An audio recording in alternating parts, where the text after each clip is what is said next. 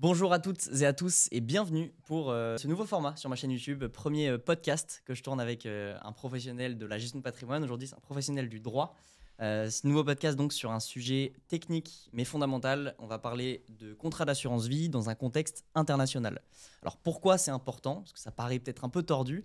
En fait, c'est très simple. C'est qu'il y a de plus en plus d'entrepreneurs qui ouvrent des contrats d'assurance vie, que ce soit en France ou au Luxembourg, pour toutes les raisons qu'on mentionnera un peu plus tard, et qui, un jour, peuvent être amenés à s'expatrier dans le cadre de leur activité. Et c'est là que les problèmes commencent, et c'est là que tout se complique, ou en tout cas tout peut se compliquer. On peut parler de double imposition, on peut parler de contrats français inadaptés. Bref, ça peut avoir des conséquences fiscales extrêmement lourdes, ou en tout cas assez complexes. Et donc il faut anticiper tout ça. Donc dans cet épisode, on va clarifier un peu toutes ces choses. On va parler d'exit tax, on va parler de contrats français, de contrats luxembourgeois. On va surtout voir comment on peut, en tant qu'entrepreneur, anticiper notre départ et structurer au mieux notre patrimoine avant de partir. Donc pour cet épisode, je suis très content d'accueillir Alexandre Olivier. Alexandre, comment allez-vous? Merci, je vais très bien. Ouais. C'est une première pour moi. Merci d'avoir Enchanté. accepté l'invitation. Je voulais vraiment vous avoir pour ce sujet, parce que vous êtes particulièrement prégnant pour tous ces sujets d'assurance vie dans un contexte international. Et justement, je vais vous laisser vous présenter assez rapidement Oui. et brièvement pour les personnes qui nous écoutent. Merci beaucoup. Donc Alexandre Rivier, donc je suis avocat, spécialiste des questions patrimoniales. Alors je ne suis pas avocat depuis très longtemps, mais auparavant j'ai fait 13 ans en banque privée. Donc dans un établissement voilà, de rayonnement international, on avait une clientèle qui nous confiait environ 10 millions minimum de capitaux à gérer. Donc j'ai rencontré pas mal d'entrepreneurs voilà, à l'occasion de cette activité. Et j'écris aujourd'hui, depuis quelques années, une thèse de doctorat sur l'assurance vie, en plus de tas d'articles de doctrine. Voilà, je m'interroge beaucoup sur la fiscalité, le droit de l'assurance vie, et notamment dans un contexte international. Donc c'est vrai que c'est un sujet qu'il faut, voilà, qu'il faut anticiper. Il est très complexe, donc évidemment, on ne va pas aller dans le détail absolu, mais néanmoins, il y a quelques messages assez simples à faire passer. Et Complètement. voilà, dès qu'on les a, c'est le bon moment, voilà, de les garder en tête et ensuite de s'adresser aux bonnes personnes voilà, pour approfondir et éviter de faire des bêtises. Voilà. Trop bien. Donc vous l'avez compris, hein, je pense, avec la petite présentation. Le but, ça va être vraiment de faire quand même un guide théorique, mais surtout pratique, de ne pas aller trop dans le détail, parce qu'on peut aller extrêmement dans le détail. Si on en vient à faire une thèse de doctorat sur ce sujet, c'est que vraiment, ça peut aller très très loin. Ici, le but, ça va juste être de vous donner les bonnes clés, les bonnes pratiques, un petit guide rapide, quand même détaillé évidemment, mais pouvoir faire un petit panorama assez large de tout ce sujet-là. Alors, pourquoi j'ai choisi ce sujet? Comme je l'ai dit en introduction, parce que le contrat d'assurance vie, si on enlève le biais expatriation, même le biais international, ça reste un placement, une enveloppe en tout cas intéressante. Et justement, j'aimerais qu'on aborde dans cette première partie la situation avant le départ potentiel. Donc on se place dans le cadre d'un entrepreneur français, résident fiscal français, tout ce qui est de plus banal, qui décide d'ouvrir un contrat d'assurance vie pour investir, parce que soit il a écouté une vidéo qui lui conseillait, soit il a suivi les conseils de son CGP ou de son banquier, peu importe. Déjà, pourquoi il ouvrirait ce contrat d'assurance vie? Est-ce que vous pouvez revenir sur les notions justement de fiscalité, d'avantage de l'enveloppe Oui, en France d'abord? tout à fait, tout à fait. Donc là, on est dans la situation vraiment, voilà, de Ouais. l'entrepreneur. Potentiellement, il a cash outé Mm. ou voilà, il a des liquidités en personnel parce que vraiment, c'est une structure, voilà, c'est une enveloppe qu'on ne va pas souscrire à l'intérieur de la société. Donc, il faut vraiment avoir sorti l'argent. Il dispose de cash. Euh, et donc, voilà, quel est l'intérêt pour lui de souscrire un contrat d'assurance vie plutôt qu'autre chose Mm. pour faire un investissement financier? Euh, alors, je veux le présenter en comparant dès le départ, dans ce cadre franco-français, l'intérêt de le faire en France auprès d'un assureur français ou de le faire auprès d'un assureur luxembourgeois pour qu'on voit s'il y a des différences déjà quand on est résident fiscal français et qu'on n'a pas encore en tête de quitter la France. Alors, l'intérêt. L'intérêt de souscrire un contrat assurance vie, tout d'abord, alors pour tout un chacun, il sera fiscal, il est que l'assurance vie constitue une enveloppe de capitalisation. Donc vous allez y placer des liquidités, 100 000, 200 000, enfin du cash. Cet argent, vous allez l'investir sur des supports d'investissement divers, variés. On discutera de la différence entre la France et le Luxembourg de ce point de vue. Et tant que vous ne retirez pas d'argent, eh bien, cet argent va travailler les intérêts, les dividendes, les plus-values d'arbitrage, tout ce qui serait des revenus taxables si vous déteniez ces investissements financiers en direct, ne seront pas imposés comme tels tant qu'ils resteront dans l'enveloppe de capitalisation.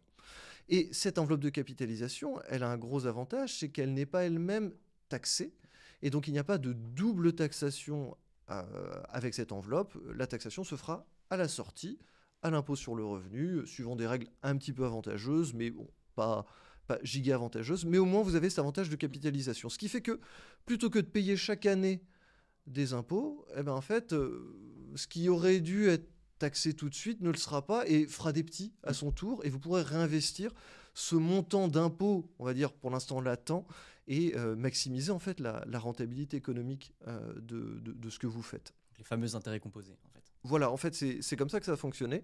Il y a une limite à ça, c'est que si vous décidez, au moins pour partie, de ne pas investir sur les marchés financiers, de ne pas acquérir des actions, des obligations, des fonds, mais d'investir sur ce qu'on appelle le fonds général en euros de la compagnie, là, vous ne prendrez aucun risque en capital, vous aurez un revenu qui sera déterminé annuellement, qui sera d'un montant modeste, mais au moins vous ne pourrez pas perdre d'argent dessus, donc ça peut être une poche très sécurisée. Par contre, comme ce revenu, vous êtes sûr de l'avoir, il est prévu que vous subissez les prélèvements sociaux annuellement sur cette part de revenus. Voilà. Donc là, la capitalisation fonctionne à moitié. Pas d'impôt sur le revenu tant que vous ne retirez pas l'argent, mais par contre, les prélèvements sociaux, ils sont pris, comme on dit, au fil de l'eau. Ouais. Pour les unités de compte, pour les vrais investissements financiers, la capitalisation marche à plein. Voilà. Alors, ça capitalise, c'est très bien. Le petit inconvénient de la capitalisation quand même, c'est que si vous faites des pertes, eh bien, ce contrat assurance-vie fonctionne comme une enveloppe qui ne communique pas avec les autres enveloppes. Normalement, quand vous avez un portefeuille, vous avez des plus-values, des pertes, elles se compensent. Et pendant 10 ans, là, ça ne marche pas. Donc, si vous avez un contrat en perte, eh ben, ça vaudra peut-être le coup de remettre de l'argent dessus pour refaire des investissements parce que vous ne pourrez rien faire de ces pertes tant que vous n'avez pas de gain dans l'enveloppe. Donc, c'est un premier inconvénient. Alors, on espère qu'on ne fera pas de perte, donc cet inconvénient ne jouera pas, mais il faut l'avoir en tête. Deuxième inconvénient, c'est que vous retardez le moment d'être taxé. Donc vous n'avez aucune garantie sur la règle de taxation qui s'appliquera. Dans 15 ans, quelle sera la règle de taxation applicable lors de votre retrait ? On n'en sait rien en fait. Donc c'est vrai qu'être taxé tout de suite, ça a aussi cet avantage de, au moins on est quitte de l'impôt à payer vis-à-vis du fisc, ça ne peut plus avoir de surprise. Donc petite méfiance avec ça. Voilà. Ça, c'est le contrat, on va dire, le fonctionnement du contrat d'assurance vie. On a pris le cas français, assureur français. Avantage donc fiscal, plus d'ailleurs sur l'assiette que sur le taux. Parce que justement, ce taux-là, on n'est pas sûr du montant. On le connaît aujourd'hui, on ne le connaît pas dans 15 ans, donc on ne le connaît pas au moment du rachat potentiel. Exactement. Donc ça, c'est le fonctionnement général. Quelle est la différence justement avec les contrats luxembourgeois qu'on propose très souvent en banque privée et que même certains maintenant CGP ou Family Office arrivent à proposer? Ah oui, bien sûr. Alors, à ce stade et au niveau fiscal, il n'y a pas de différence. C'est-à-dire que la capitalisation marchera de la même façon. On vous prendra les prélèvements sociaux au fil de l'eau. Alors, en principe, c'est pas la compagnie d'assurance vie de le faire, et donc ça serait à vous de vous organiser pour le faire. Mais aujourd'hui, la plupart des compagnies d'assurance luxembourgeoises signent un mandat avec leurs clients parce que c'est ingérable pour les clients, et donc prennent eux-mêmes en charge le fait de régler annuellement les prélèvements sociaux et l'impôt à la source. Donc, en fait, vous verrez pas la différence à ce stade et en tant que résident fiscal français. Donc voilà, pour l'instant, à ce stade de développement, il n'y a pas d'avantage. Maintenant, le jour où vous retirez l'argent, là, il faut bien comprendre ce qui se passe, parce que si on comprend bien ce qui se passe dans un cadre franco-français, on comprendra bien ce qui se passe dans un cadre international. Il faut oublier l'histoire de PFU, de flat tax, de tout ça. C'est trompeur, c'est pas comme ça que ça marche. Quand vous faites un rachat, on va être sur un contrat récent, vous avez versé des primes après 2017. Quand vous faites ce retrait, vous n'êtes pas taxé sur les sommes que vous retirez en tant que telles. Parce que quand vous retirez de l'argent, imaginons que vous retiriez tout l'argent de votre contrat assurance vie, il y a une partie d'argent, c'est l'argent que vous avez mis au début. Et ça, c'est pas du revenu, donc ça ne peut pas être taxable. Quand vous retirez de l'argent, c'est pour partie du capital, non taxable, pour partie des intérêts, on va appeler ça des intérêts, taxables. Et si vous faites un rachat partiel des sommes présentes sur votre contrat, il faudra proratiser capital-intérêt en fonction de ce que représente la valeur des intérêts par rapport au total des primes que vous avez versées sur le contrat. Donc il n'y a qu'une partie du retrait qui est taxée. Ces intérêts, ils seront taxés à la source par l'assureur à 2 titres. Les prélèvements sociaux, pour la part qui n'a pas été prise au fil de l'eau, donc pour tout ce qui est unité de compte, donc investissement réellement financier. Là, c'est une taxation qui est définitive. On vous prend les 12,8, on ne reviendra pas, les 17,2, excusez-moi, on vous prend les 17,2, on ne reviendra pas dessus. Par contre, l'impôt sur le revenu, attention, il n'est pas définitif. Ça n'est pas du tout un impôt libératoire de quoi que ce soit, c'est un acompte. Ça veut principalement dire que si les règles du jeu changent dans l'année, eh ben, vous n'avez aucune garantie que finalement l'imposition définitive. 12,8 aujourd'hui, encore aujourd'hui, une fois. Aujourd'hui, c'est 12,8, ça sera peut-être pas 12,8 demain. Et vous avez beau faire le retrait en mai 2025, eh ben, peut-être que l'année suivante, en 2026, quand vous allez payer l'impôt définitif sur votre retrait, vous allez peut-être devoir rajouter de l'impôt parce que, en fait, ce n'était qu'un acompte, c'est 12,8. Alors, l'acompte, il est de 12,8 quand le contrat a moins de 8 ans, il est de 7,5 quand le contrat a au moins 8 ans. Il faut se méfier parce que c'est vraiment qu'un acompte. Donc si l'assureur vous prend 7,5, ça ne veut pas du tout dire que vous n'aurez qu'à payer 7,5. Attention, donc provisionnez l'impôt et réinvestissez pas tout parce que l'année suivante, il va falloir payer l'impôt définitif. Donc l'assureur précompte 12,8 ou 7,5 et paie définitivement les 17,2. En N+1, dans votre déclaration d'impôt, vous allez annoncer que vous avez fait un retrait d'assurance vie sur un contrat d'un certain type, prime versée après 2017. Là, en principe, vous êtes taxé à titre définitif, cette fois-ci, en principe, à taux proportionnel à 12,8, mais vous avez déjà payé 12,8. Donc en réalité, les deux vont se matcher, vous avez un crédit d'impôt égal à l'impôt payé, on n'en parle plus. Mais vous pouvez opter pour une taxation au barème progressif si c'est plus avantageux pour vous. Généralement, ça ne le sera pas, mais si c'est l'année où vous avez fait de grosses plus-values avec des abattements pour durée de détention, ce genre de choses, peut-être que c'est une année où vous avez fait une option pour la taxation au barème, parce que c'est avantageux pour vous. Dans ce cas-là, cette option, elle va s'appliquer aussi à l'assurance vie. Elle est incluse avec tout un tas de revenus du patrimoine financier dans cette option. Il y a un petit abattement, si le contrat a au moins 8 ans, 4006, 9002, qui s'applique évidemment chaque année. Et peu importe si vous êtes option au barème ou option à la taxation forfaitaire. C'est l'imposition définitive. On y ajoute la contribution exceptionnelle sur le haut revenu, possiblement. Le CEHR. La CEHR, parce que la part de gain s'ajoute à votre revenu fiscal de référence, et peu importe que ça soit taxé au barème ou au prélèvement libératoire. Il n'y a pas de différence. Voilà. Si vous êtes au Luxembourg, ça sera exactement pareil. Aucune différence, enfin rien de rien. Voilà, ça va se passer absolument pareil du moment que vous êtes résident fiscal français. C'est ça. Voilà. Donc si on revient justement sur l'avantage non pas fiscal du Luxembourg, oui, mais les autres avantages, et c'est les raisons pour lesquelles on pousse même aux entrepreneurs qui veulent rester en France. Oui, tout à fait. Entrepreneurs ou rentiers. C'est ça. Dès qu'on veut investir un petit peu plus que 100 000, 200 000 euros, mais qu'on veut commencer à faire une grosse enveloppe, vaut mieux songer au Luxembourg, donc pas pour des raisons fiscales, mais pour d'autres raisons. Alors, les raisons, c'est que votre contrat ouvert auprès d'un assureur luxembourgeois sera un contrat de droit français. C'est-à-dire que toute la règle fiscale, toutes les règles civiles seront les règles françaises. Ça sera hors succession, commun, contrat français. Voilà, toutes les règles du Code des assurances français vont s'appliquer. Il n'y a que pour la part prudentielle que ça sera le Code des assurances. Et donc, en fait, pour tous les investissements financiers et pour tout ce qui concerne les obligations financières de l'assureur. Là, ça sera le droit luxembourgeois qui va s'appliquer. Alors, il faut distinguer plusieurs sujets. Il y a tout d'abord un intérêt en termes d'investissement financier. En France, vous investissez sur ce qu'on appelle des unités de compte. Chaque unité de compte est en fait un fonds. Ils sont listés par l'assureur. Voilà, en discutant un petit peu, il est possible peut-être d'ajouter des fonds dans la liste de l'assureur. Il est possible de faire des arbitrages. Ils sont limités par l'assureur. Et les investissements autorisés par l'assureur sont soumis au Code des assurances qui, comme on n'est pas sur un portefeuille, sont assez stricts, et notamment les supports d'investissement doivent respecter une certaine sécurité des placements.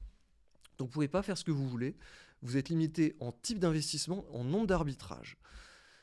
Au Luxembourg, c'est pas comme ça que ça va marcher. Au Luxembourg, alors vous pouvez certes avoir une gestion en unité de compte, on appelle ça les fonds externes, ça peut fonctionner à peu près comme en France, mais dès que vous avez un peu de patrimoine, ça peut être intéressant plutôt de fonctionner à partir d'une unité de compte composite tout à fait particulière qui s'appelle le fonds interne dédié, qui est en fait une unité de compte qui offre la même gestion qu'un portefeuille de valeurs mobilières classiques, à condition d'être fourni en gestion sous mandat.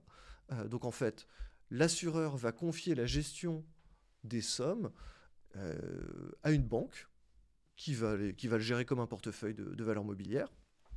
Et vous, en fait, vous serez juste la personne en fonction de laquelle a été établi le profil de gestion. Mais ce n'est pas vous qui gérez les sommes. Vous ne pouvez pas du tout vous immiscer dans la gestion. Si vous le faites, c'est On appelle la gestion sous mandat. C'est une gestion sous mandat. Elle doit être extrêmement stricte parce que si vous mêlez de la gestion sous mandat, ça peut fragiliser l'opération et potentiellement conduire à une requalification en portefeuille. Parce qu'il faut bien comprendre que les investissements financiers que vous faites dans le contrat d'assurance vie, ce n'est pas vous qui les faites et vous n'en êtes pas propriétaire.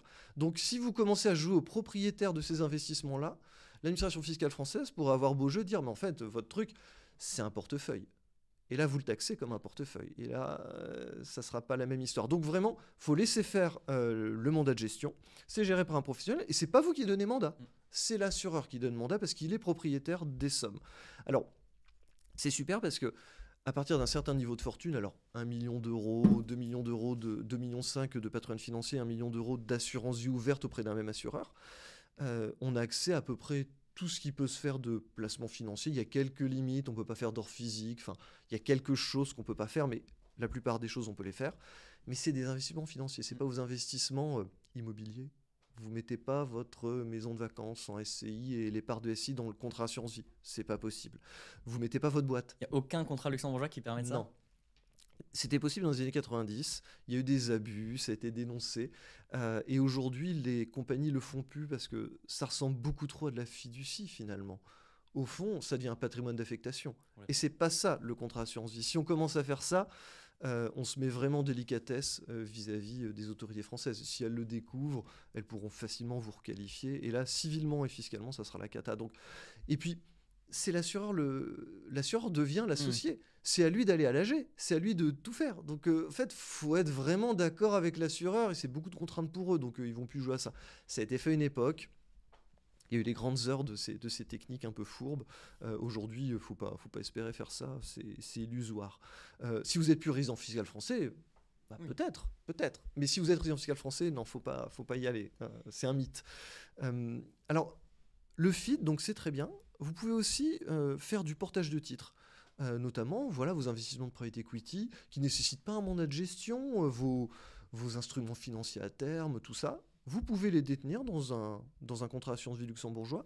Et il y a une unité de compte encore qui est spécialement dédiée à ça, c'est le FAS. Le fonds d'assurance spécialisé. Voilà, qui est une unité de compte à part. Dans le même contrat assurance vie, vous pouvez avoir des fonds externes, voilà, des unités de compte, vous arbitrez un peu là-dedans, vous faites un peu comme en France, des arbitrages.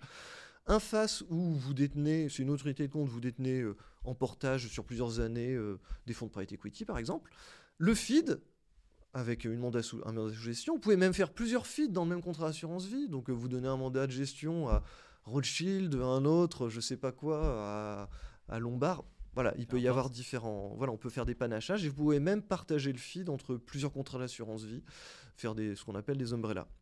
Donc les solutions sont variées. L'univers d'investissement est immense. C'est quasiment un portefeuille. C'est pas tout à fait un portefeuille. Parce que si vous voulez de l'argent, vous ne pouvez pas juste vendre le titre en 2 secondes et récupérer l'argent en faisant un rachat. Ça va demander une semaine et demie. Ça dépend aussi de l'investissement. Hein. S'il n'est pas liquide du tout, ça va peut-être être plus long. Mais ce n'est pas tout à fait aussi souple qu'un portefeuille. C'est quasiment un portefeuille. Donc, ça, c'est le premier avantage du Luxembourg. C'est vraiment cette flexibilité d'investissement. La flexibilité. Un horizon, une multiplicité, une multitude de produits, de titres, partout dans le monde, vous pouvez même le faire en devises.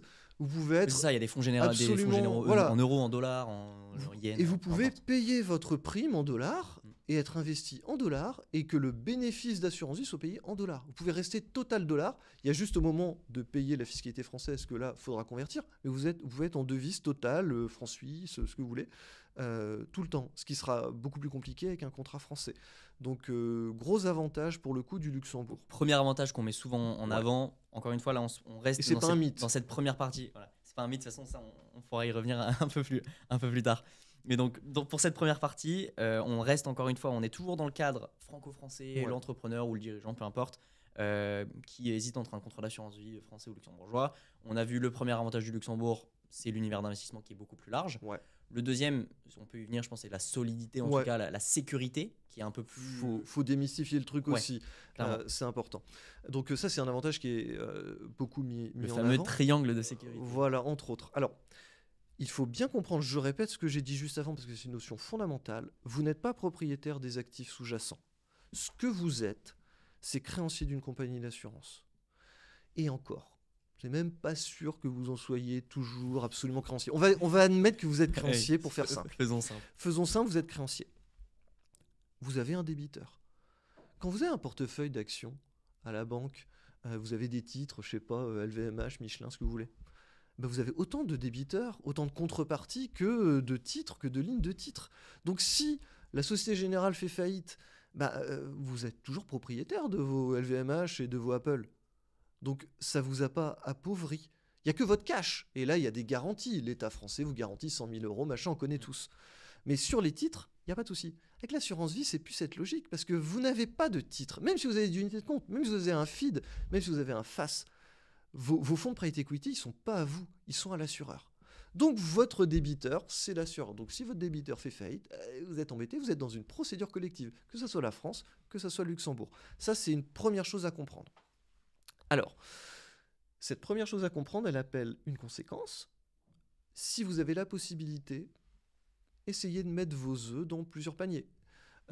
Possiblement, voilà, vous avez cash outé, vous avez 2 millions, pourquoi pas faire 1 million chez la compagnie A et 1 million chez la compagnie B. Plutôt que de tout mettre chez un même assureur, ça vous fait une contrepartie. Donc, diversifier. Ensuite, alors, en France, comment ça se passe ? Si vous avez mis de l'argent dans une compagnie française, la compagnie fait faillite, dans ce cas-là, l'État français garantit 70 000 euros. Peu importe si on ne les retrouve pas, l'État français, il y a un fonds de garantie. Il n'a pas assez d'argent pour couvrir les 1000 milliards d'assurance vie, on le sait. Donc je sais pas, personne ne sait vraiment comment ça sera financé, mais il y a un fonds de garantie et l'État français, normalement, cautionne le truc. Le fonds ne peut même pas emprunter assez pour fournir, mais bon. On va dire qu'on a 70 000 euros. Très bien. Sans doute qu'il y a des réserves stratégiques. Enfin, bon. Il y a 70 000 euros par souscripteur et par compagnie d'assurance. Par contre, au-delà de ces 70 000 euros, vous êtes un créancier. Et créancier privilégié. Alors, c'est bien d'être créancier privilégié parce que ça veut dire que vous serez payé avant moi. Par exemple, moi, j'ai des clients, c'est des compagnies d'assurance. Si elles font faillite, elles ne m'ont pas payé mes honoraires, je suis créancier, mais pas privilégié. Donc, vous passerez avant moi. Par contre, vous passerez après l'État, la Sécu, les salariés, les frais de justice, le liquidateur. Voilà, vous êtes privilégié, mais vous n'êtes pas super privilégié. C'est la différence avec le Luxembourg.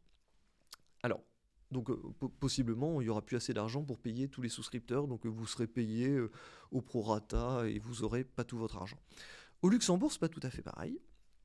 Au Luxembourg, l'idée, c'est de mettre en place un dispositif qui vous permet d'être quasi sûr de récupérer votre argent, mais c'est pas sûr. Pour autant, c'est pas insurmontable. Rien n'est sûr. Et ce système est trompeur parce que parfois, on entend dire que l'État garantit. L'État luxembourgeois garantit les actifs. C'est absolument faux. La garantie, quelle est-elle ? Cette garantie repose sur ce qu'on appelle le triangle de sécurité.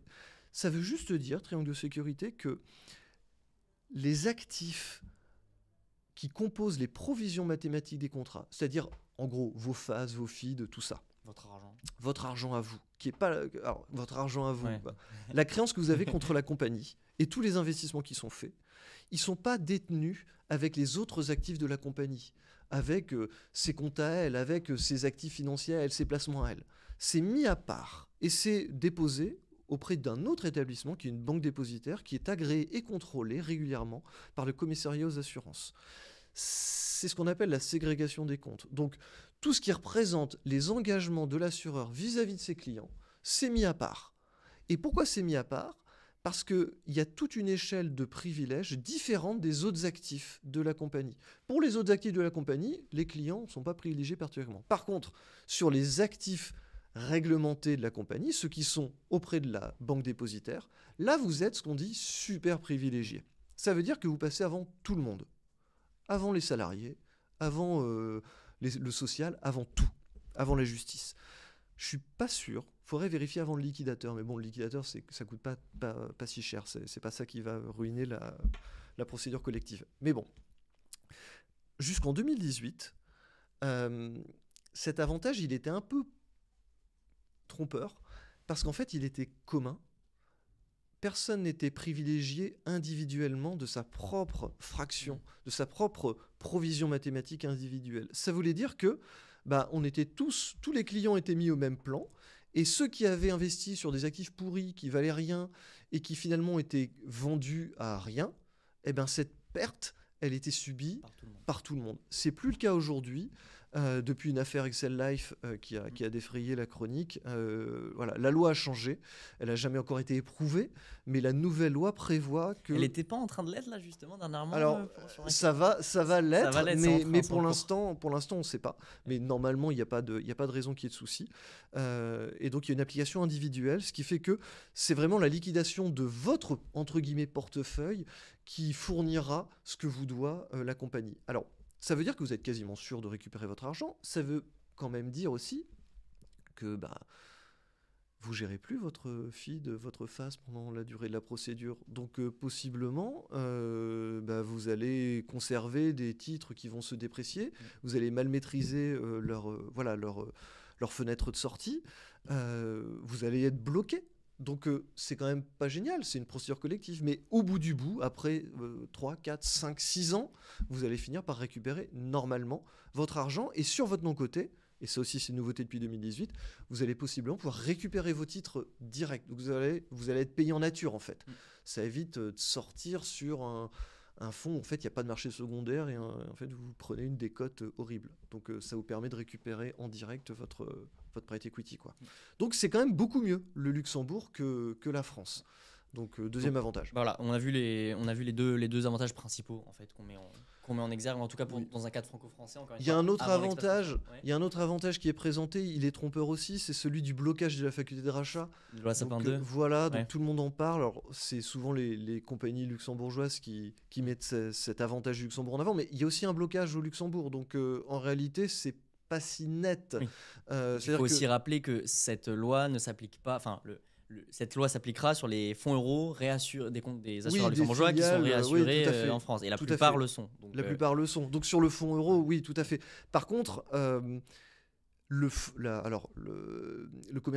commissariat aux assurances, s'il y avait un risque systémique, s'il y avait un gros problème, pourrait, comme en France, bloquer les rachats et en fait soumettre tous les rachats effectués sur les contrats luxembourgeois à l'autorisation préalable de sa part.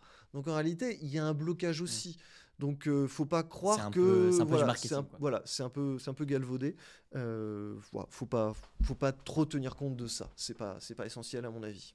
Donc on a vu les deux principaux avantages si on est dans un cadre franco-français. Ouais. Maintenant justement, si on revient à notre sujet initial, c'est cet entrepreneur ou dirigeant, peu importe, il a souscrit un contrat d'assurance vie. On va continuer de faire cette distinction à chaque fois contrat français et contrat luxembourgeois dans toutes les étapes de son expatriation.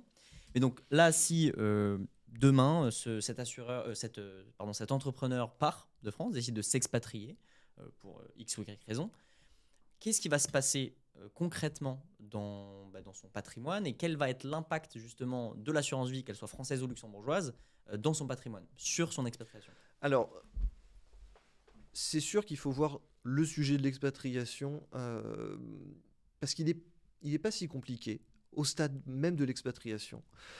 Tout simplement parce que l'assurance vie, pour l'instant, est hors exit tax. Ça n'a pas vocation à changer à court terme, de toute façon, parce que l'exit tax a un peu de plomb dans l'aile en ce moment. Mais... On rappelle juste l'exit tax, très simplement pour ceux qui nous écoutent. Alors oui, l'exit tax, donc c'est la taxation des plus-values latentes sur les titres financiers. Donc l'immobilier, on le met à part, mais sur tous les titres financiers, votre boîte, hein, votre portefeuille, tout ça. Toutes les plus-values latentes sont déterminées la veille de votre départ et si ça dépasse un certain montant, on calcule un impôt. Et cet impôt, en fonction de l'état dans lequel vous partez, si c'est un État qui échange bien ses informations avec la France, on dit « Ok, on a mis de côté cet impôt, on ne vous taxera effectivement, on vous demandera de payer que si vous cédez les titres, vous réalisez vos plus-values dans un certain délai à compter de votre départ. Par contre, si vous partez dans un pays un peu plus exotique, on vous dit, là, vous payez tout de suite cet impôt.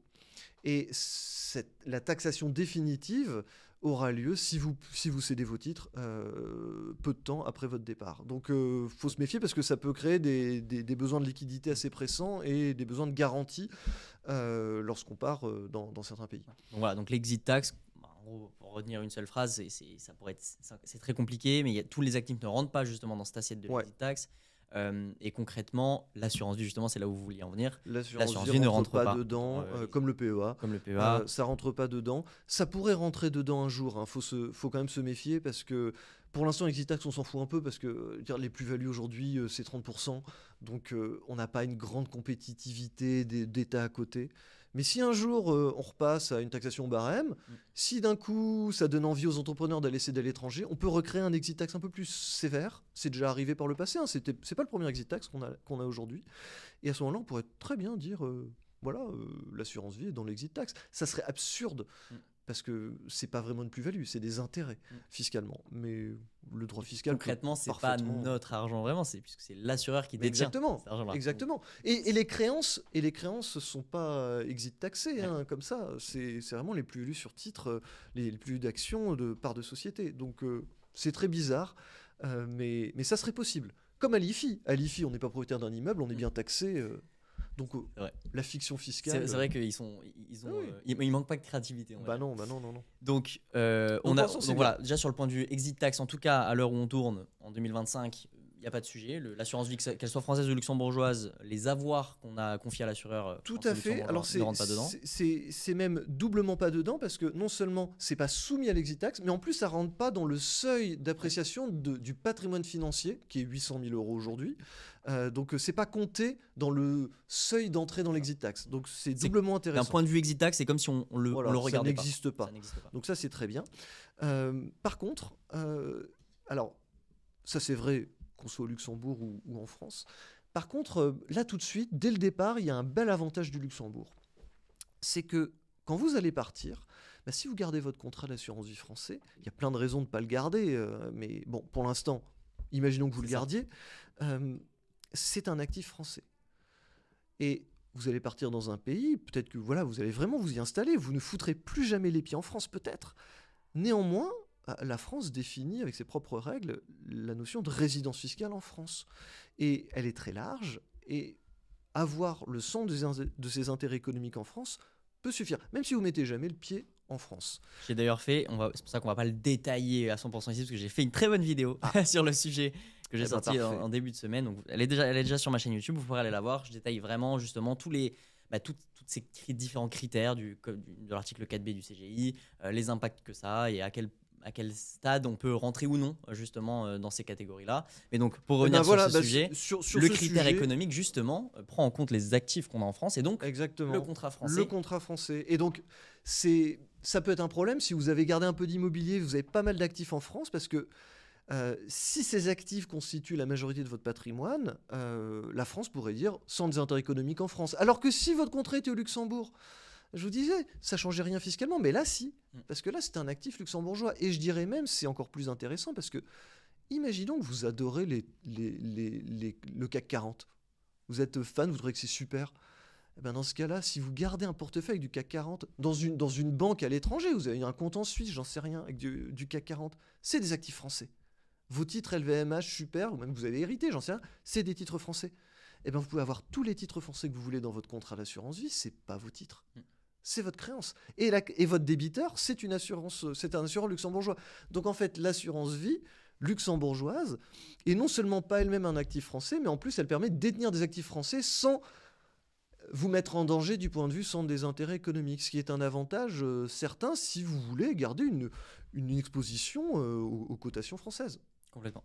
Donc là, déjà, je pense qu'on Ouais. on met en exergue vraiment quand même un intérêt particulier du Oui. contrat Au moment luxembourgeois. du départ, c'est top ça. Et là, on voit bien que justement, bon, oui, on a évoqué juste avant les principaux avantages du contrat luxembourgeois, le triangle de sécurité, etc.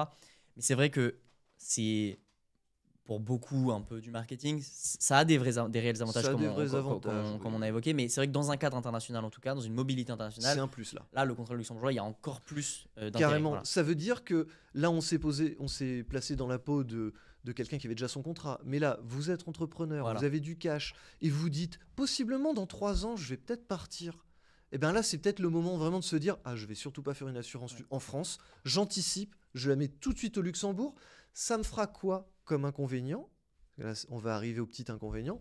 Juste déclarer chaque année la valeur de rachat, voilà, les références. Dans votre déclaration d'impôt en France, vous déclarez vos contrats ouverts au Luxembourg. Si vous ne le faites pas, c'est pénible parce que c'est 1 500 € d'amende par contrat non déclaré. Et possiblement, si vous oubliez en plus de déclarer bien les revenus de vos rachats, vous pouvez avoir une majoration de 80%. Mais si vous faites bien les choses, ça vous coûte rien en fait ça. C'est ça. Et en plus, c'est des informations, ils les ont déjà par des moyens détournés, l'administration. Donc en fait, vous trahissez aucun secret des dieux. Donc il faut vraiment s'y plier, il ne faut pas oublier.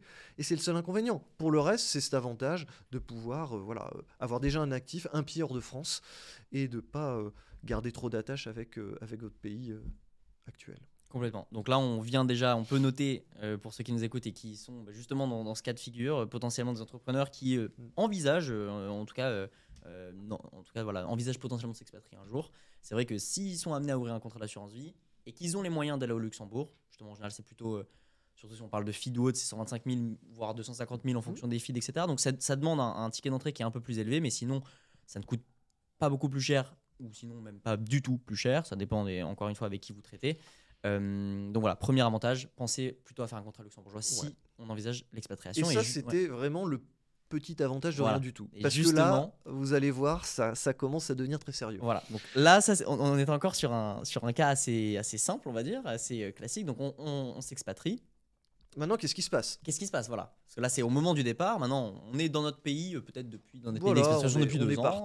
On est parti. Et on a conservé soit son contrat français, soit son contrat luxembourgeois. Qu'est-ce qui se passe? Alors, imaginons, on a conservé un contrat français. Vous allez voir, ça devient compliqué.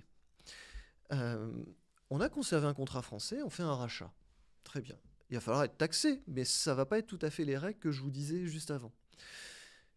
Vous n'êtes plus résident fiscal français, pourtant votre revenu est de source française.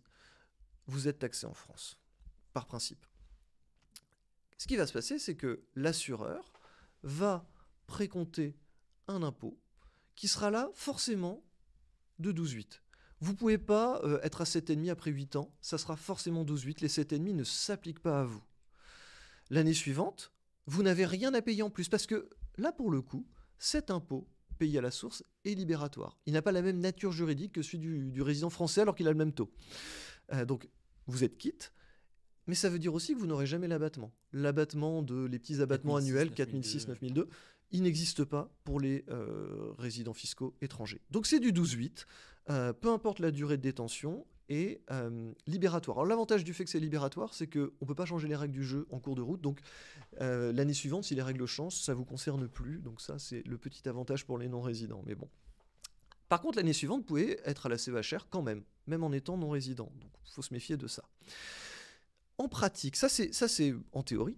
En pratique, qu'est-ce que vous allez devoir faire? Vous allez devoir dire à l'assureur que vous n'êtes plus résident fiscal français. Et donc là, il va falloir que vous lui prouviez, mais il ne suffit pas de dire sur un papier « je suis résident portugais ». Vous devrez remplir un formulaire fiscal. Formulaire 5000, il est assez pénible. Comme tous les CERFA. Voilà, ce CERFA, il est assez pénible, vraiment. Alors, il existe en plusieurs langues, parce que devinez quoi, vous allez devoir aller à votre administration fiscale locale, donc aller au bureau des impôts de Porto. Voilà, de Porto. Et vous allez devoir faire tamponner à l'administration locale que vous êtes bien résident fiscal au sens du droit portugais, par exemple. Ensuite, vous allez voir l'assureur luxembourgeois L'assureur français, excusez-moi, et cet assureur, au regard de ce certificat, va remplir des attestations, va faire tamponner à l'administration française, et avec ça, vous ne serez plus... Enfin, il acceptera de ne vous prendre que les 12,8. Parce que si vous ne faites pas tout ça, et vous arrivez... Zut, il me faut mon argent tout de suite, je fais mon rachat, j'ai pas le temps d'aller à l'administration au Portugal, j'ai rien le temps, il me faut mon rachat tout de suite, je suis pressé. Et bien là, ils vont dire, on vous taxe comme un résident français. Et c'est à vous, après coup, d'aller faire une réclamation à l'administration fiscale en France et dire, j'ai été résident fiscal étranger, remboursez-moi mes prélèvements sociaux. Et taxez-moi à titre définitif comme un résident étranger. Et possiblement, c'est là où ça devient intéressant, appliquez-moi la convention fiscale qui est applicable entre mon pays de résidence et la France. Parce que là, je vous ai donné la règle applicable en droit interne français, par principe. Cependant, il existe des conventions fiscales. Par exemple, le Portugal a signé une convention fiscale avec la France en matière d'impôt sur le revenu. Et cette convention, elle peut prévoir un taux d'imposition possiblement plus faible que l'impôt français. La France vous prend 12,8. Mais théoriquement, on pourrait avoir une retenue à source plus faible. Ça n'existe pas. C'est juste que, souvent les conventions fiscales disent, l'État de la source, la France dans notre hypothèse, peut prendre 15%, max. Et l'État de résidence, donc dans notre cas le Portugal par exemple, peut taxer de manière illimitée, mais imputera les 15% sur son impôt définitif. Comme on est passé à 12,8, les taux conventionnels, en fait, on ne les applique plus aujourd'hui. Néanmoins, ils sont inscrits dans des conventions fiscales. Donc le jour où Emmanuel Macron ou d'autres disent non, en fait, ça sera 19, et ben pour les non-résidents, ça sera 15. Ouais. Et donc là, il sera très intéressant pour les non-résidents de fournir le formulaire 5000, d'établir qu'ils sont résidents bien du bon pays et de dire moi ça sera pas 19, ça sera 15. Donc faut bien se méfier de ça. Et surtout, ça permet de ne pas subir la CEHR. Parce que ces conventions-là, elles ne donnent le droit à l'État de la source, l'État français, que de prendre à la source l'impôt. Et la CEHR, c'est pas une imposition à la source, c'est une impôt, c'est par voie de rôle, et donc elle n'a pas le droit de le prendre. Donc en fait, vous êtes exonéré de CEHR si vous pouvez revendiquer l'application de la convention fiscale. Donc c'est avantageux. Mais voilà, vous rentrez dans un schéma où il va falloir demander l'application d'une convention. Ça ne sera pas toujours simple. Par exemple, si vous allez dans un pays où vous avez un régime fiscal super avantageux, parce que vous êtes un entrepreneur, parce que ce pays veut attirer les entrepreneurs, donc il ne vous taxera que sur vos revenus de sources étrangères, parce que voilà, imaginons que vous allez dans un pays qui fait du dumping fiscal et qui vous dresse un tapis rouge. Eh bien peut-être qu'à cause de ça, la convention fiscale ne sera plus applicable dans un cadre franco-pays dans lequel vous êtes installé. Pourquoi ? Parce que pour être résident fiscal au sens des conventions, de plus en plus, il faut être soumis à l'impôt de manière illimitée dans un des pays. Et là, si le pays vous dit non, mais en fait, on ne taxe pas vos revenus de sources étrangères. Donc CF, les pays à fiscalité territoriale. Voilà. Et bien dans ce cas-là, vous n'êtes plus résident fiscal au sens de la convention. Et donc là, vous ne pouvez plus avoir le taux conventionnel. Vous ne pouvez plus profiter de la convention pour définir votre résidence fiscale. Et donc là, vous vous retrouvez avec un centre d'intérêt économique et des notions plus compliquées. Et aussi, vous vous retrouvez avec votre CEHR.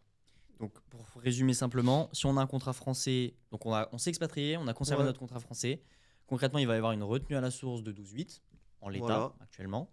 Ouais. On reste dans le cadre où ça ne bouge pas, on va dire. Pas de barème. En gros, on est taxé au même titre que si on était en France, sauf qu'on n'a pas les prélèvements sociaux et pas les fameux abattements de pas 4, les abattements 6, et pas le 7,5 et pas le 7,5. Donc on reste à 12,8 finalement constamment. Tout à fait. Et on se prévaut de la convention fiscale en fonction du pays dans lequel on est quand même pour bien acter ce 12,8 au cas où il changerait un jour. Voilà. Donc pour conserver le taux en gros de la convention qui serait de 15% maximum. Je pense qu'on est bon sur les contrats français pour des non-résidents. Tout à fait. Au Luxembourg, ça sera beaucoup plus simple. Tout simplement parce qu'au Luxembourg, il n'y a pas de retenue à la source. Donc en réalité, vous n'aurez jamais d'hypothèse. Vous devrez vous demander, est-ce que je suis taxé au bon taux en France ? Est-ce que je vais pouvoir imputer le taux de l'impôt français sur l'impôt de mon nouveau pays ? La CEHR, pas la CEHR ? Vous n'aurez rien de tout ça. En réalité, le Luxembourg ne retient pas d'impôt lorsque vous faites un rachat. Que vous soyez résident français, que vous soyez résident portugais, ce que vous voulez. C'est le principe de la neutralité fiscale ? Oui, il y a une neutralité fiscale, pas de retenue à la source. Donc vous n'avez pas à lire la convention. La convention, vous vous en moquez. Donc ça simplifie tout. Ça fait que vous ne serez taxé que dans votre état de résidence. Et donc si vous taxez pas, tant mieux pour vous. Mais voilà, il est possible qu'il vous taxe. Et il est possible aussi qu'il vous taxe plus sévèrement si votre contrat d'assurance vie n'est pas, au regard de cet état dans lequel vous êtes installé, un contrat d'assurance vie. Et donc c'est là que le Luxembourg cumule les avantages, parce que non seulement ils ne vous prendront pas d'impôts, mais en plus ils peuvent vous aider, vous assister, pour faire en sorte que votre contrat luxembourgeois réponde au mieux aux conditions fixées par l'État dans lequel vous allez vous installer, pour bénéficier de la fiscalité la plus avantageuse. Et si ce n'est pas possible, eh ben vous le saurez, grâce aux compagnies luxembourgeoises avec lesquelles vous travaillerez. Donc, à côté d'un contrat français, là pour le coup, le contrat luxembourgeois, je veux dire, c'est juste imbattable. Je vois aucun avantage. Donc pour bien comprendre, si on avait gardé notre contrat d'assurance vie français, c'est un contrat d'assurance vie au sens strict, mais quand on s'expatrie, tous les pays ne reconnaissent pas cette notion justement d'enveloppe de capitalisation, et donc elle pourrait être qualifiée en tant que compte-titre pur et dur, ou simplement. Tout à fait. Ou même dans les pays typiquement l'Angleterre qui imposent les plus-values latentes. Et ça, je pense qu'on va y venir peut-être un peu après. Mais donc, tout à fait. Si on garde notre contrat d'assurance vie français, c'est ça le principal sujet. Si on conserve notre contrat luxembourgeois et qu'on s'expatrie, en gros, il va y avoir une flexibilité justement sur la nature de ce contrat. Ce qui va se passer, c'est que quand vous allez partir et que vous aurez ce contrat luxembourgeois, vous allez d'abord vérifier avec la compagnie si vous partez dans un pays où le contrat peut être gardé ou pas gardé. Ouais. Il y a des pays qui acceptent les contrats d'assurance, mais des contrats qui sont absolument pas ceux que vous avez souscrits vous, et donc qui ont par exemple une garantie d'essai. Vous voyez, une garantie d'essai, ça va être, vous versez des primes, vous ne pouvez pas les racheter, et c'est si vous décédez avant telle date, ou si vous êtes encore en vie à compter d'une telle date, il y a un capital qui est versé, mais c'est à partir des étapes de mortalité que c'est déterminé. Ça peut se greffer à un contrat d'assurance vie épargne, qui est le sujet dont on parle. Mais il y a des pays dans lesquels, s'il n'y a pas cette surgarantie prévoyance, on va l'appeler comme ça, eh ben, la fiscalité de l'assurance vie avantageuse ne s'appliquera pas. Donc, la compagnie luxembourgeoise pourra vous dire, bon, vous voulez partir au UK, par exemple, votre contrat en l'état, c'est pas un contrat d'assurance vie du point de vue UK. Donc, en gros, il ne va pas capitaliser. Quand vous ferez un arbitrage, vous allez être taxé directement sur vos plus-values. Et si vous faites ça va poser des tas de problèmes, parce que possiblement vous avez déjà payé de l'impôt sur une partie des gains, et possiblement quand vous allez retirer de l'argent, si c'est un contrat français, eh ben, on va vous taxer en France sur un gain, mais vous aurez été taxé au fil de l'eau au Royaume-Uni. Enfin, vous allez être dans une cata absolue. Potentiel double imposition. Voilà, double imposition. Il y a des décalages. Vu que les gens définissent pas pareil le revenu, bah, en fait, on est coincé, parce qu'il y en a qui vont dire que le revenu, c'est un arbitrage, et d'autres qui vont dire le revenu, c'est un rachat. Donc, on peut plus matcher les opérations. Donc, ce que fait le Luxembourg, c'est qu'ils vont vous dire c'est possible de rendre votre contrat compliance UK. On va signer un avenant, et cet avenant va modifier la structure de votre contrat d'assurance vie. On garde le contrat, on garde son antériorité, on garde ses caractéristiques, c'est juste que on va faire en sorte que, du point de vue UK, il remplisse toutes les cases. Et par exemple au UK, un contrat qui remplit toutes les cases, c'est un super outil, parce que il n'y a pas de taux favorable au UK, on est taxé au barème progressif sur les rachats. Par contre, on peut racheter 5% de son contrat chaque année sans imposition. Mais ça ne marche que si le contrat est segmenté et donc obéit à un fonctionnement très particulier que le Luxembourg est capable de mettre en œuvre. Mais il faut les avertir avant de partir. Il faut complianciser son contrat avant son départ. Est-ce que c'est aussi ce qu'on appelle passeporter son Oui, tout à fait. On peut appeler ça comme ça. Ouais, tout à fait. Moi, je dis complianciser, mais... Oui. Non, mais j'avais entendu passeporter déjà, mais je savais que c'était la même notion. Tout à fait, c'est vrai qu'on dit j'ai un contrat UK compliance ou Germano compliance. D'autres fois, c'est plus simple. Par exemple, vous partez en Belgique, le contrat va marcher, mais par exemple, vous allez courir un risque fiscal de requalification de votre contrat si vous faites un FAS. Nous, le FAS, on peut le faire en France. Il n'y a pas de gros risque, sauf si vous faites un FAS gestion conseil, on pourra en discuter. Peut-être que c'est la ligne rouge à pas dépasser. Mais en Belgique, le FAS, c'est mort. C'est pas possible. Donc surtout, vous le complianciserez très facilement en faisant un arbitrage, quoi. Vous arbitrez de l'unité de compte face à l'unité de compte feed, ça suffira. Vous irez en Belgique et votre contrat d'assurance vie luxembourgeois en Belgique, il marchera très bien. Par contre, vous voulez aller par exemple en Espagne, bah là, ils vont vous dire votre contrat, faut qu'il ait une garantie d'essai. Donc vous allez rajouter une garantie d'essai. Ils vont vérifier, mais ils vont dire ah oui, mais la garantie d'essai, elle devait être à l'œuvre ab initio. Donc c'est mort.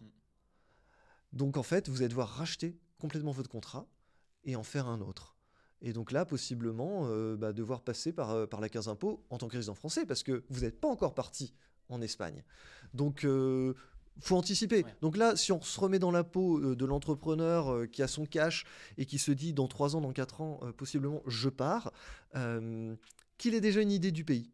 Ça serait pas mal. Faut pas choisir son pays en fonction de l'assurance vie de toute façon. Par contre, se dire, je sais que je vais partir en Allemagne, c'est une bonne information parce que quand il va souscrire son contrat d'assurance vie au Luxembourg, l'assureur luxembourgeois dira bon ok, on le fait compliance français, très bien. On va vérifier s'il y a des petites choses à faire en amont. En Allemagne, il faut aussi une garantie d'essai.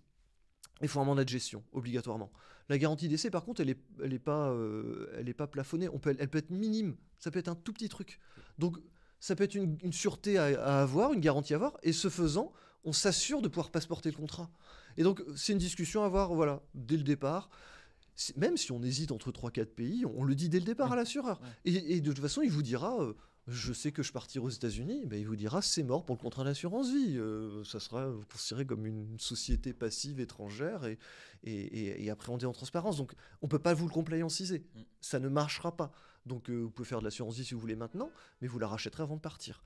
Donc vous aurez aussi cet accompagnement au Luxembourg, ce qui est précieux. Donc à mon avis, c'est le match il est plié. Voilà, donc là je pense que pour ceux qui nous écoutent, vous avez bien compris que c'est extrêmement avantageux le Luxembourg, et dans un cadre franco-français, et surtout dans un cadre de mobilité internationale, pour toutes les raisons que vous venez d'évoquer. Et j'aimerais revenir donc rapidement là, sur un petit guide pratique. On a déjà évoqué certaines notions, justement, d'informer la compagnie, etc. Mais un guide pratique où là, justement, l'entrepreneur a souscrit un contrat d'assurance vie luxembourgeois, il va s'expatrier, qu'est-ce qu'il doit faire, et même français aussi, qu'est-ce qu'il doit faire, voilà, dans une petite liste de bullet points. Ouais. Donc j'ai déjà mon contrat et j'ai rien préparé de particulier. Je suis tombé sur cette vidéo, j'ai un contrat et je me dis je veux m'expatrier dans 1 an, qu'est-ce que je dois mettre en place aujourd'hui là? Alors tout d'abord, si c'est une compagnie luxembourgeoise, ça sera assez facile. Faut s'adresser à l'assureur luxembourgeois et faut lui demander les incidences du départ, non seulement sur la validité du contrat, mais sur le devenir du contrat, parce que il suffit pas de demander combien on sera taxé dans le cadre du rachat, c'est trop restreint comme question. Faut aussi demander est-ce que ça coûte de l'argent de faire un versement supplémentaire ? Vous partez en Belgique, il y a 2% de taxes sur les primes. Donc faut que vous sachiez s'il vaut mieux faire vos versements supplémentaires maintenant, après, une fois parti, ou s'il faut faire un rachat total, ou si vous pouvez conserver comme ça le contrat et possiblement faire un petit avenant qui modifie le contrat. Donc ce qu'il faut, c'est aller voir l'assureur luxembourgeois et lui donner le nom, l'état dans lequel vous voulez partir, et vous lui demandez d'auditer mon contrat en l'état, vu ses caractéristiques techniques, son face, son feed, la manière dont il est investi, est-ce qu'il est passeportable dans l'état dans lequel je veux aller ? Et une fois que je suis parti, quelles sont les incidences ? Vous en profitez, vous lui demandez quelle est la taxation dans le nouvel état de résidence qui sera prise, évidemment. Mais demandez-lui surtout si, en l'état, c'est un produit qui peut être modifié pour que vous puissiez tirer un maximum parti des avantages de ce contrat. Ça, c'est une première chose. Deuxième chose, il ne faut pas aller voir que l'assureur, il faut aussi aller voir votre conseiller en gestion de patrimoine, pour envisager l'hypothèse de votre décès. Parce que à partir du moment où vous allez être parti, vous avez par hypothèse versé vos primes avant 70 ans, il y a une super fiscalité de l'assurance vie, assurance en France ou au Luxembourg, qui est que après au décès, c'est pas les droits de succession qui s'appliquent, c'est un prélèvement sui generis assimilé à une taxe d'assurance qui, en gros, on a 152 000 par bénéficiaire, on a 700 000 taxés à 20 et au-delà c'est 31,25, donc on n'a pas les sacro-saints 45%. Si vous partez et qu'il y a encore des gens qui restent en France et qui possiblement pourraient recevoir l'argent de votre contrat d'assurance vie, warning ultime, et donc allez voir votre conseiller en gestion de patrimoine pour envisager l'adaptation de votre clause bénéficiaire, parce que possiblement vous allez être dans une situation catastrophique où la France va vous prendre, et en fait c'est l'assureur qui vous le prendra, parce que c'est pris à la source, et l'assureur luxembourgeois le fera, va prendre à la source les 20%, 31-25%, et dans votre pays de résidence, parce que votre pays de résidence peut dire se sentir tout à fait légitime à taxer votre succession, ils vont vous prendre, je sais pas, 40% en Allemagne, et ces 40% ne seront pas imputables sur les 31-25, donc votre bénéficiaire va se retrouver à payer 4, 5, 6, 70% d'impôts, donc ça serait la cata, et c'est des problèmes qui peuvent être évitables. Donc d'un côté, l'assureur, j'ai envie de dire, pour tout l'aspect opérationnel, gestion de la vie du contrat et compliancisation du contrat, votre conseiller en gestion de patrimoine, pour tout l'aspect, si je meurs, les avantages transmission qui sont quand même très intéressants dans l'assurance vie peuvent tomber à plat, donc faut prévoir les choses.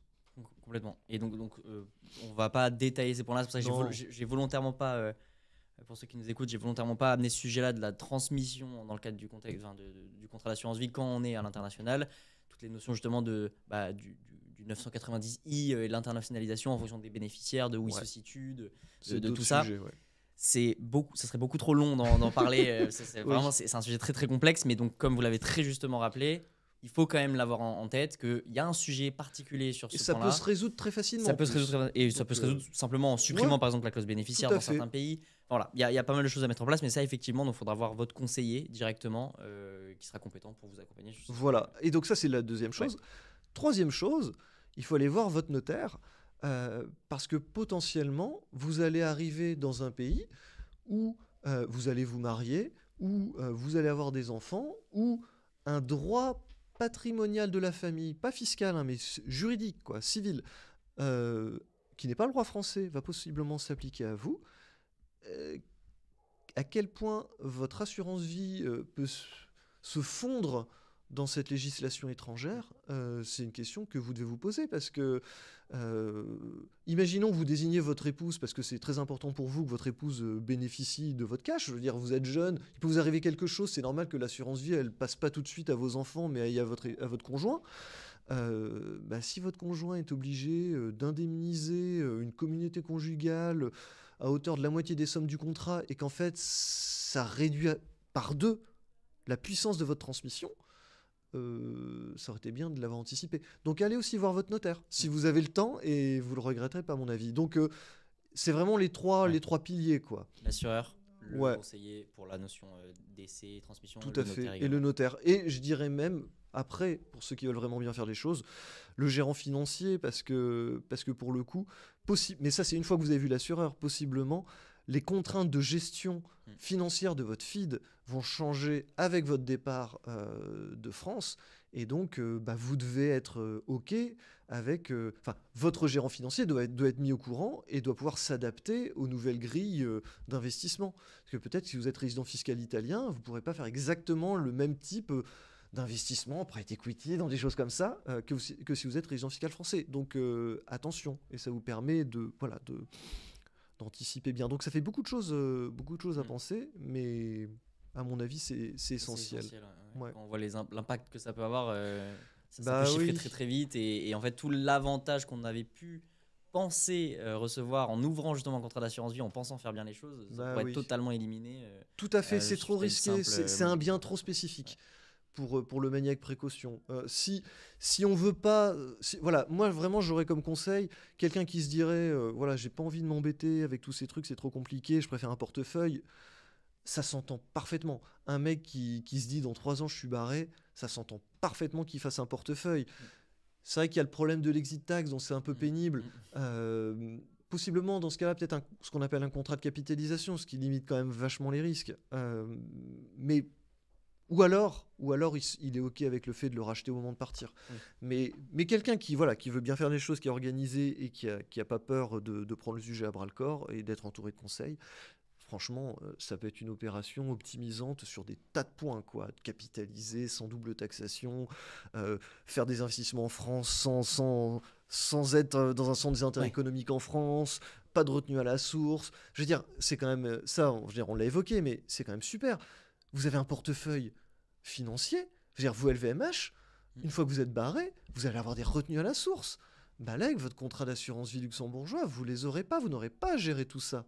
Donc c'est vraiment, vraiment top, quoi. C'est ça, hein, pour les gens qui nous écoutent, donc il faut bien comprendre que, comme on l'a dit bien au début, comme vous l'avez très justement rappelé, les avoirs dans une assurance vie sont d'un point de vue fiscal totalement à part de vos titres détenus en direct via un compte titre. Donc pour tout ce qui va être retenu à la source sur les dividendes, etc. Vous n'avez rien à gérer. C'est totalement différent, totalement distinct. Et en général, on a du coup beaucoup d'avantages sur le contrat d'assurance vie vis-à-vis de ça. Donc voilà, je pense qu'on a fait un bon état des lieux. Le contrat luxembourgeois est quand même quelque chose de vachement intéressant, surtout dans le cadre d'une mobilité internationale. Et comme vous l'avez justement rappelé à la fin, si on a, je sais pas, 100, 200, 300 000 euros, je ne sais pas s'il faudrait donner des chiffres, mais en tout cas, si on a des montants qui ne sont pas forcément faramineux, etc., et qu'on est convaincu qu'on va partir bientôt, faut le faire, ouais. Voilà, c'est quand même assez important. Ah oui. Pour finir ce petit épisode, je voulais faire un petit jeu, un mini-jeu assez rapide où je vais vous poser 5 questions d'affilée. C'est un peu le format assez type réseau social. Où je vous pose une question, la réponse très courte, soit vrai faux, soit une réponse que je donnerai. Enfin, vous allez vite comprendre en fonction des questions. Donc c'est parti, je vais parler de 5 idées reçues qu'on peut entendre et que j'ai personnellement demandé moi à des entrepreneurs en amont de cet épisode. J'ai parlé du sujet sans en évoquer trop les tenants, les aboutissants, mais j'ai dit que voilà, le contrat d'assurance vie, l'expatriation, etc. Et je leur ai demandé leurs idées reçues, j'en ai 5 qui sont assez simples. La première, si je veux m'expatrier, je dois d'abord clôturer mon contrat d'assurance vie français. C'est pas obligatoire, mais c'est une bonne idée. C'est un bon réflexe. La personne me l'a posé dans le sens, est-ce que c'est obligatoire ou non ? Réponse, non. Maintenant, si il a vu cet épisode... C'est un bon réflexe. Voilà, ça peut être un bon réflexe, effectivement. Deuxième idée reçue, l'assurance vie est un produit avantageux en France, mais inutile à l'étranger. C'est faux. Le contrat d'assurance vie luxembourgeois, réel avantage ou pur marketing ? Alors, réel avantage. Le contrat d'assurance vie peut mener à une double imposition. Oui, plusieurs doubles impositions d'ailleurs. Ouais, c'est ça, en cas de vie, en cas de décès, en cas de transmission. En cas de rachat. En cas de rachat, en cas de... dernière idée reçue, en cas d'expatriation, un contrat luxembourgeois sera forcément plus avantageux qu'un contrat français. Alors, à 99% des cas, oui. Il y a l'épaisseur du trait et on peut envisager des hypothèses dans lesquelles c'est quand même mieux de garder un contrat français. Mais bon... L'intelligence est dans la nuance. Voilà. J'aime bien cette réponse. Merci beaucoup Alexandre Olivier pour cet épisode. Et n'hésitez pas à vous abonner, j'espère que ça vous a plu. Il y aura plusieurs autres podcasts de ce style sur ma chaîne dans les semaines à venir. Je ne sais pas quand il sortira exactement. Il y en aura sûrement déjà peut-être certains. L'idée avec ce format, c'est d'interviewer, donc d'échanger sur des sujets très précis, très techniques avec des professionnels de la gestion de patrimoine et principalement donc des professionnels du droit, parce que c'est quand même ce qui régit cette matière-là. Voilà, merci beaucoup, abonnez-vous, lâchez un commentaire et partagez à toute personne intéressée par ce sujet. Merci. Alexandre.